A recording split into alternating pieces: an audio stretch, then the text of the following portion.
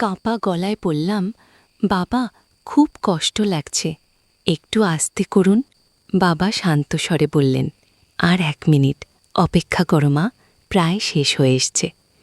তো বন্ধুরা, আপনারা যদি এই ভিডিওটির আবেগ অনুভব করতে চান তাহলে ভিডিওটি না টেনে সম্পূর্ণ দেখুন।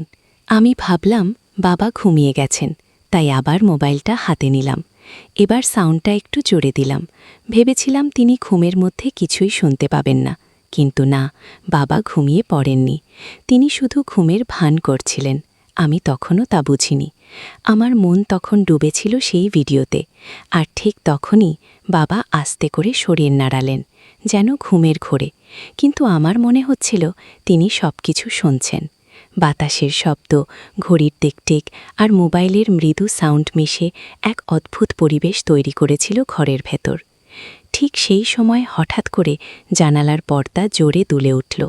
আমি একটু ভয় পেয়ে গেলাম। মোবাইলটা তাড়াতাড়ি অফ করে বিছানার পাশে রাখলাম। বাবা তখনও একইভাবে শুয়ে আছেন, মুখে একটিও শব্দ নেই, কিন্তু তার নিঃশ্বাসের শব্দটা যেন একটু বেশি ভারী হয়ে উঠল। আমি ভাবলাম হয়তো তিনি ঘুমের ঘোরে আছেন, কিন্তু পরের মুহূর্তেই এমন কিছু ঘটল যা আমার শরীর কাঁপিয়ে দিল। বাবা হঠাৎ করে খুব আস্তে করে বললেন, মা, এখন কটা বাজে? আমি একটু থমকে গিয়ে বললাম, প্রায় 1টা বাজে বাবা, তুমি ঘুমাও। তিনি তখন কিছুক্ষণ চুপ করে রইলেন। তারপর ফিসফিস করে বললেন, তুই ঠিক এখন কি করছিলি? আমি হতবম্ব, কণ্ঠ আটকে গেল। আমি কিছু বললাম না, শুধু চুপচাপ তার দিকে তাকিয়ে রইলাম। চোখে এক অদ্ভুত দৃষ্টি, মুখে কোনো হাসি নেই, শুধু এক শীতল স্থিরতা। আমি চুপ করে বাবার দিকে তাকিয়ে রইলাম।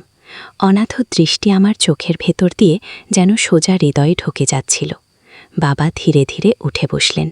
তারপর বললেন, তুই এত রাতে জেগে আছিস কেন? কাল তো স্কুলে যেতে হবে, তাই না? আমি তাড়াতাড়ি বললাম, হ্যাঁ বাবা, এখন ঘুমাচ্ছি। কণ্ঠটা কেমন জানি কেঁপে উঠেছিল। বাবা কিছু না বলে একদম ধীরে মাথা নাড়লেন। তারপর আবার শুয়ে পড়লেন। কিন্তু ঘরের ভেতরের পরিবেশটা আগের মতো ছিল না। বাতাস ভারী, নিঃশব্দ, আর আমার বুকের ভেতর ধুকফুক করছিল অদ্ভুতভাবে। আমি চোখ বন্ধ করলাম, কিন্তু মন শান্ত হচ্ছিল না। মনে হচ্ছিল বাবা কিছু একটা ভাবছেন, এমন কিছু যা আমি বুঝতে পারছি না। কয়েক মিনিট পর বাবা আবার বললেন, তুই কি রোজ রাতে এমন করে জেগে থাকিস? আমি অবাক হয়ে গেলাম। বাবার কণ্ঠে রাগ ছিল না, কিন্তু একটা প্রশ্নচিহ্ন লেগেছিল, যেন তিনি আমার মধ্যে কিছু খুঁজছেন। আমি আস্তে করে বললাম, না বাবা, আজকে একটু ঘুম আসছিল না, তাই।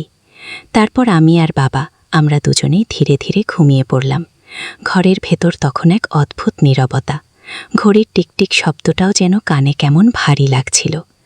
রাত পেরিয়ে গেল কিছুক্ষণ। হঠাৎ ঘড়ির কাঁটা যখন 3টে ছুঁয়েছে, ঠিক তখনই একটা মৃদু আওয়াজে আমার ঘুম ভেঙে গেল। চোখ খুলে দেখি বাবা ধীরে ধীরে উঠে বসেছেন, মুখে এক অদ্ভুত স্থিরতা, কোনো কথা নেই। তিনি আস্তে আস্তে উঠে গিয়ে ঘরের লাইটটা অন করলেন। ঘরটা মুহূর্তেই আলোকিত হয়ে উঠল। আমি চোখ হালকা খোলা করে দেখছিলাম, কিন্তু এমন ভার করছিলাম যেন গভীর ঘুমে আছি। বাবা একবার চারপাশে তাকালেন, তারপর হঠাৎ লাইটটা আবার বন্ধ করে দিলেন। অন্ধকারে তার পায়ের শব্দ শুনতে পাচ্ছিলাম। তিনি দরজার দিকে যাচ্ছেন। দরজাটা আস্তে খুলে বাইরে গেলেন। আমি চুপচাপ বিছানায় পড়ে রইলাম। বুকের ভেতর কেমন ঠকঠক করছিল। বাইরে তখন কুকুরের ডাকে আর বাতাসের শোষো শব্দে বাড়িটা আরও ভয়ানক লাগছিল। 2-3 মিনিটের মতো কোনো শব্দ পেলাম না। মনে হচ্ছিল বাবা হয়তো উঠানে গেছেন, অথবা নিজে কিছু খুঁজছেন। তারপর হঠাৎ আবার দরজার হালকা খরচা শব্দ শোনা গেল। বাবা ফিরে এসেছেন। তিনি আবার ঘরে ঢুকলেন। হাত বাড়িয়ে একবার লাইট অন করলেন, কিন্তু সঙ্গে সঙ্গে বন্ধ করে দিলেন। আলোটা যতক্ষণ জ্বলেছিল, আমি স্পষ্ট দেখেছিলাম তার মুখে এক অদ্ভুত ছায়া, যেন তিনি গভীর চিন্তায় আছেন, অথবা কিছু লুকিয়ে রাখছেন। তারপর তিনি ধীরে ধীরে এসে নিজের জায়গায় শুয়ে পড়লেন। আমি তখনও চোখ বন্ধ করে আছি, কিন্তু ঘুম আসছে না।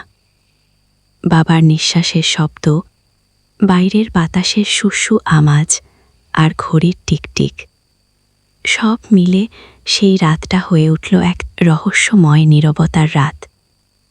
আমার মনে হচ্ছিল বাবা বাইরে গিয়ে কিছু একটা করেছেন, কিন্তু কি সেটা আমি জানি না।